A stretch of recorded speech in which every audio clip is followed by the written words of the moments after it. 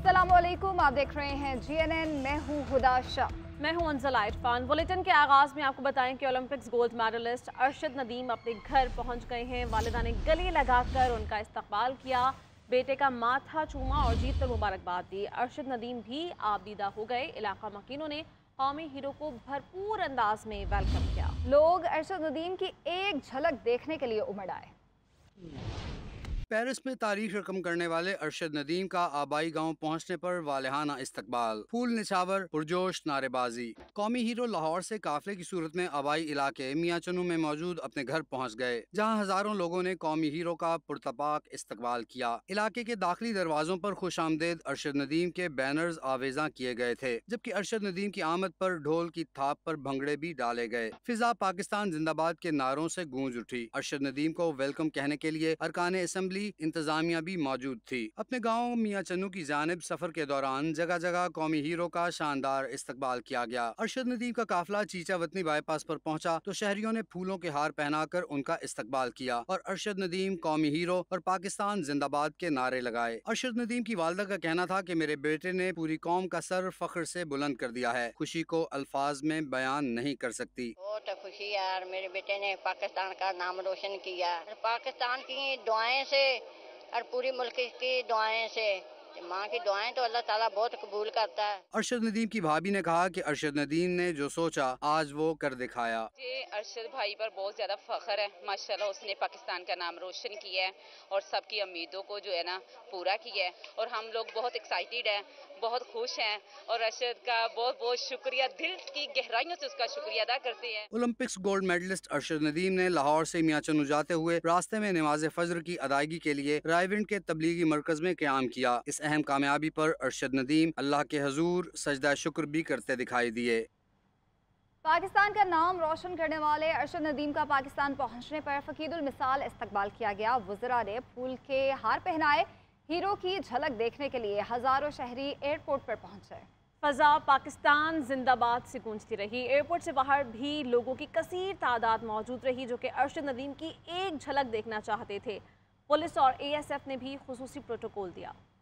कौमी हीरो अरशद नदीम का लाहौर एयरपोर्ट पर तारीखी इस्तकबाल फजा नारों से गूंज उठी। अरशद नदीम के तैयारे को एयरपोर्ट पर वाटर कैनन सल्यूट पेश करके खुशामदीद कहा गया। ASF एहलकारों ने अरशद नदीम को खिराज तहसीन पेश करते हुए सल्यूट पेश किया। फखरे पाकिस्तान ने जैसे ही लाउंज से बाहर कदम रखा, लोगों ने उन्हें कंधों पर उठा दिया। ख्वाजा साद रफीक, वफाकी वजीर अहसन इकबाल, वज़ीर मुमलिकत शंजा फातिमा, वज़ीर इत्तलात पंजाब अज़मा बुखारी, राना मशहूद, वज़ीर खेल पंजाब फैसल अयूब समेत अरशद नदीम के अहल खाना और अवाम की कसीर तादाद ने लाहौर एयरपोर्ट पर फखरे पाकिस्तान को वेलकम किया। एयरपोर्ट से बाहर मद्दाहों की बड़ी तादाद के पेश नजर अरशद नदीम को डबल डेकर बस पर सवार किया गया। अरशद नदीम ने बस पर सवार होकर मद्दाहों का शुक्रिया अदा किया और हाथ उठाकर अवाम के नारों और मोहब्बतों का जवाब दिया। स्टार की एक झलक देखने के लिए शहरी बेताब नजर आए। शहरियों के पाकिस्तान जिंदाबाद और अरशद नदीम जिंदाबाद के पुशगाफ नारे लगाए। एयरपोर्ट स्टेट लाउंज में अरशद नदीम के वालिद भी मौजूद थे। उन्होंने बेटे को देखते हुए फौरन चूमा और जोर से गले लगाया। इस दौरान वालिद बेटे को मिलते ही जज्बाती हो गए। अरशद नदीम बोले, आज जो खुशी है वो अल्फाज में बयान नहीं हो सकती। मेरे लिए बहुत बड़ा एजाज है कि अल्लाह ने मेरी वजह से पाकिस्तान को इज्जत दी। तो मैं अल्लाह ताला का शुक्र अदा करता हूँ अपने वालिदैन का, बल्कि पूरे पाकिस्तानी कौम का और उनके साथ साथ पाकिस्तानी मीडिया का, जिनकी दुआओं से अल्लाह ताला ने मुझे इज्जत दी है।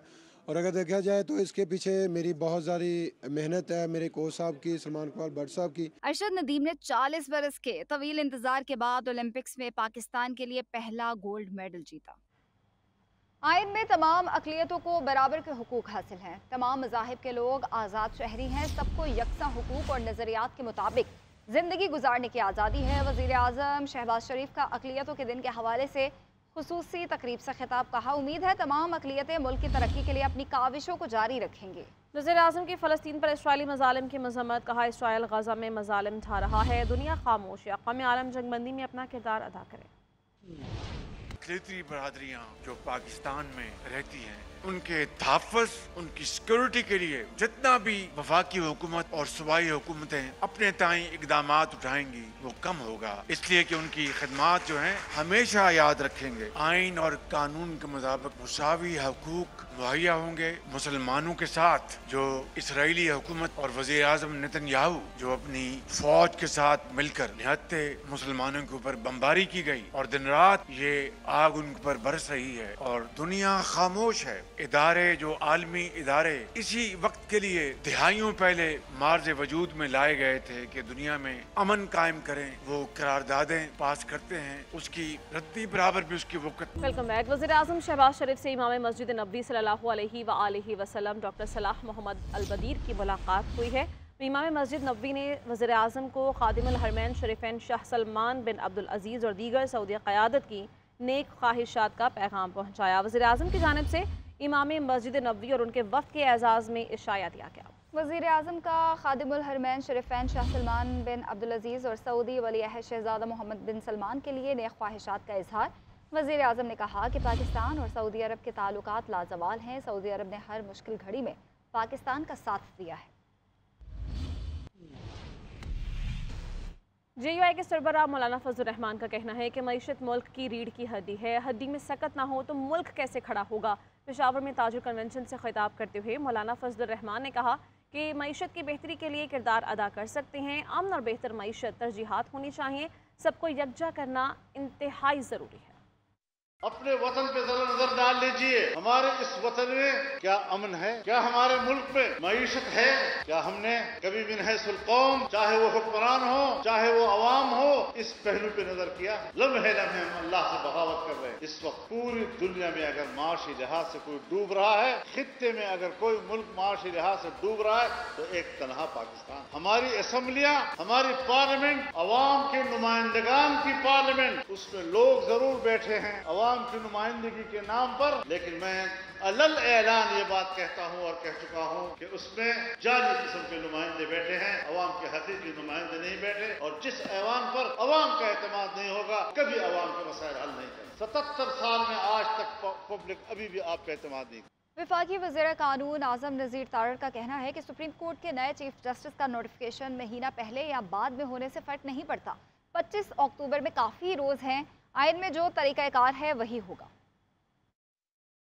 आपको पता चलेगा कि जो बंदा हल्फ लेता है वो वैलिड मेंबर होता है और उसी आइन में लिखा हुआ आर्टिकल 66, 67, 68 पढ़े पूरा जवाब मिलेगा। कोई लेजिस्लेशन, कोई चीज़, ये एक ऑनगोइंग प्रोसेस होता है। ये पहली दफ़ा नहीं हुई है इलेक्शन पिटीशंस। जब से ये कानून और आइन बना है, इलेक्शन पिटीशंस हो रही हैं। असम्बली की हैयत तब्दील होती है 2, 4, 6, 8 सीट्स की, और उसकी वजह से कोई चीज़ इनवैलिडेट नहीं होती। ये हमारे जो फ्रेमर्स थे 1973 के, जो हमारे बुज़ुर्ग थे, उन्होंने ये सारी चीज़ें हमारे तय कर।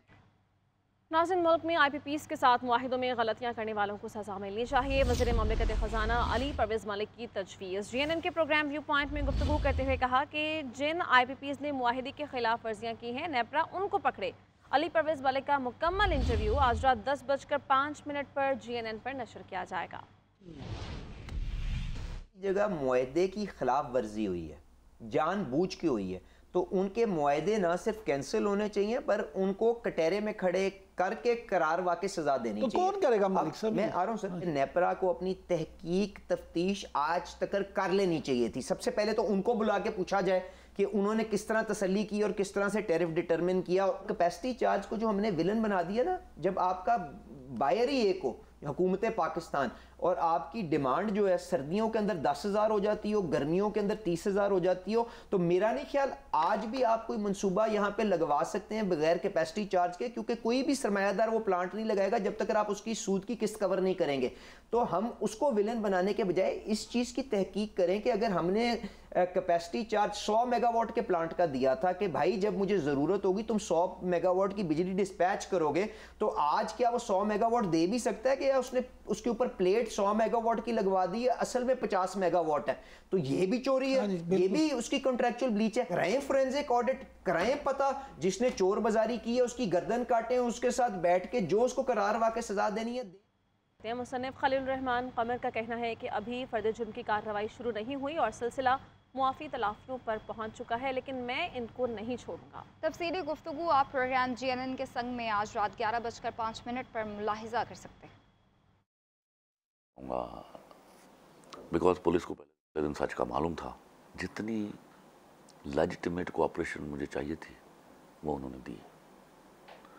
उन्होंने बर वक्त मुलजिम गिरफ्तार किए और उनके पास सारा मवाद है जो उन्होंने किया है।